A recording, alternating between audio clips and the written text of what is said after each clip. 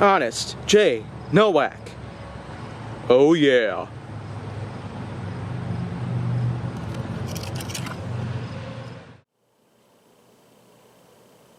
A pleasure to meet all at last, and welcome back to Honest J. Nowak and Flying with the Foam.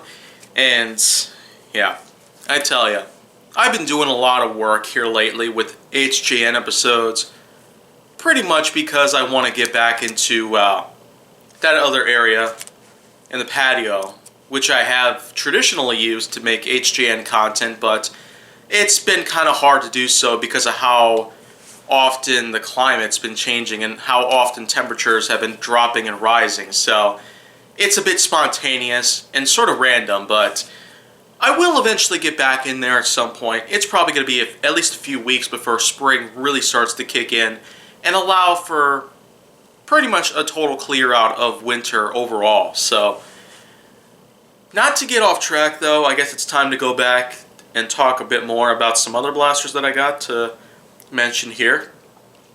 And one of these is going to be episode number 668. I've talked about the Desolator already, but in terms of Doomland's impact zone, let's try the Longarm. And yeah, you know what? This is another blaster that I have used on the set of Bolts of Intrigue. So that's pretty much one thing out there to get out the window right away. But the Longarm is pretty much what you think of it. It does in fact happen to have these nice sort of aesthetics that make you feel like you're holding a sort of dystopian futuresque sort of weapon out here. It's basically like a revolver sort of pistol with a slide on top that has a pretty long barrel. I mean, its length overall is well over a foot, which is pretty nice, but the Longarm is certainly not out of the question, not just with its aesthetics, but also within many other things that I also want to mention here, including the obligatory side of the blaster that happens to be transparent, so this way you can see what goes on the inside. And that's a common trope that happens to appear pretty much on all Doomland's blasters.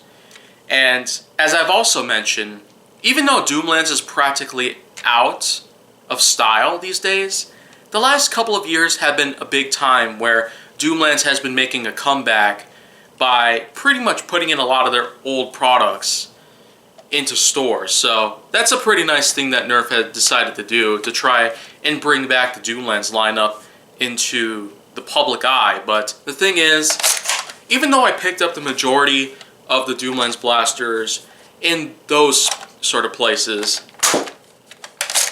I will say that this blaster sure is pretty simple to use.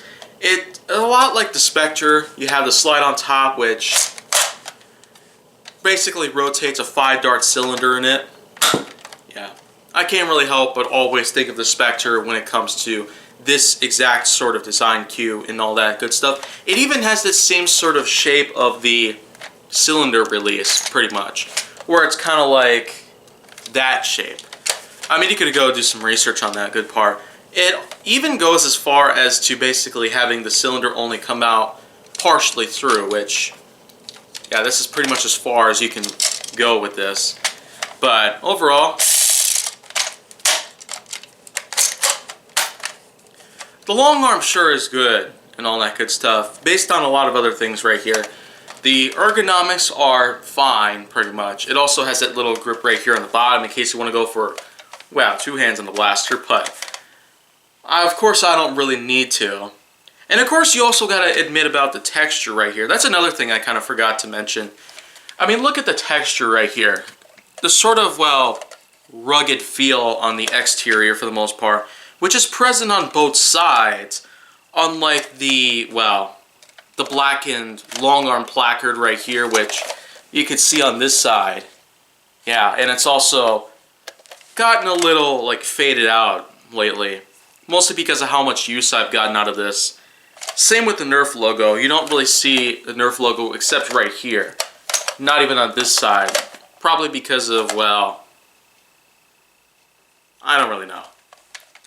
But overall, this blaster is pretty good to use. There's also a 1-tack rail on the top, Has a pretty nice highlighted part of Doomland's impact zone on this side. And once again, you don't see that on the other side. But this time there's a reason for it. You have the caution warning labels being printed on this part of the barrel.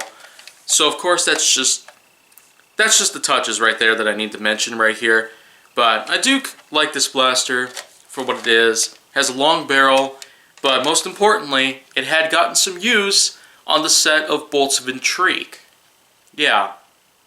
Especially during the sequences where I first encountered the enemy, and then eventually put out one invisible bullet to the enemy, killing him. That is until the enemy comes back in the final battle. Somehow. But the thing is, other than this being used on the set of Bolts of Intrigue, other than this being used in a lot of Nerf wars I've arranged and all that good stuff, I'd say it's good. It keeps its score, and overall, it does have a lot that are pretty much worth highlighting and keeping around for some time. It's also a pretty good price if you can't find one over at certain stores and all that, so I'd suggest you go pick one up if you're able to. But right now, I guess I don't really have very much else left to say about it. So that clears it up again. So if you want to see more go down on my channel, then make sure that you like, subscribe, comment, follow me on social media, and stay on the Hollywood side.